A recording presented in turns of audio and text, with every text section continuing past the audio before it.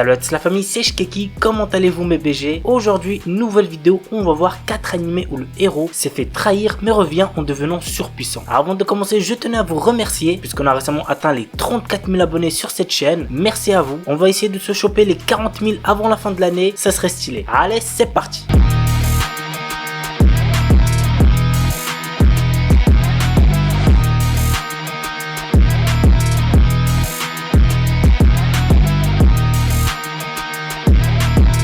Breakblade. Le continent de Crusone est une terre de magie où chaque homme est le détenteur d'un étrange pouvoir. Ligat, notre héros, venu au monde sans une once de ce pouvoir, y fait figure d'exception. Lors de sa venue à la capitale, le roi, ancien camarade pendant leur classe militaire, lui montre un ancien mecha vieux de 1000 ans découvert lors d'une extraction de quartz. Il s'avère que notre héros est le seul à pouvoir le contrôler et se retrouve emporté dans le tourbillon naissant d'un conflit sanglant entre les royaumes. L'anime a pour genre action, drame, fantasy et pour thème guerre, mecha, militaire, politique.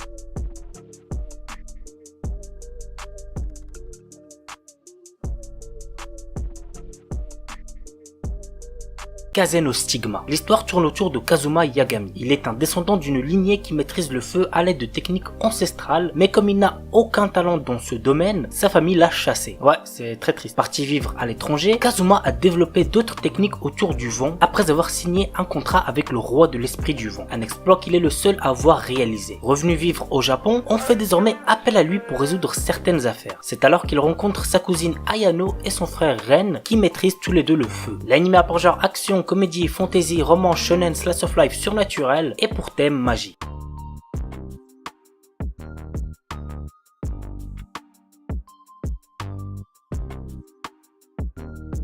Hendry. Le monde de Hendra est un lieu fantastique tapi secrètement sous la terre. Un jour, Shun Asanaga, un adolescent de 15 ans, découvre un mystérieux cristal qui le transporte à Hendra. Il y rencontre le jeune prince Emilio, prisonnier et assoiffé de vengeance, qui veut reprendre le trône qui lui a été volé par le roi actuel, Deruzen. Et donc, vous l'aurez compris, nous allons suivre ces deux jeunes garçons qui vont devoir collaborer ensemble. L'un cherchant à retourner sur terre et l'autre à accomplir sa vengeance. L'anime a pour genre action, aventure, fantasy et pour thème autre monde, combat, vengeance.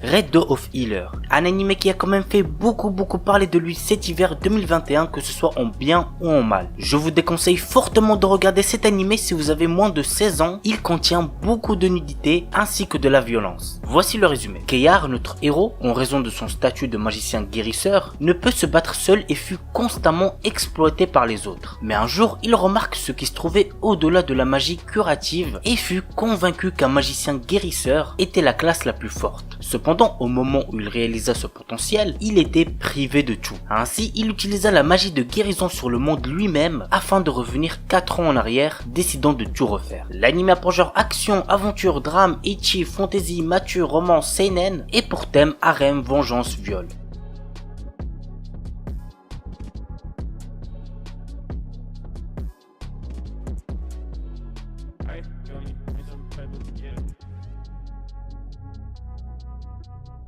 Voilà la famille, c'est tout pour la vidéo 4 animés où le héros s'est fait trahir mais revient en devenant surpuissant. J'espère que ça vous aura plu. Et puis moi je vous dis à vendredi pour une nouvelle vidéo. Sur ce, ciao tout le monde, portez-vous bien, c'était Shkeki.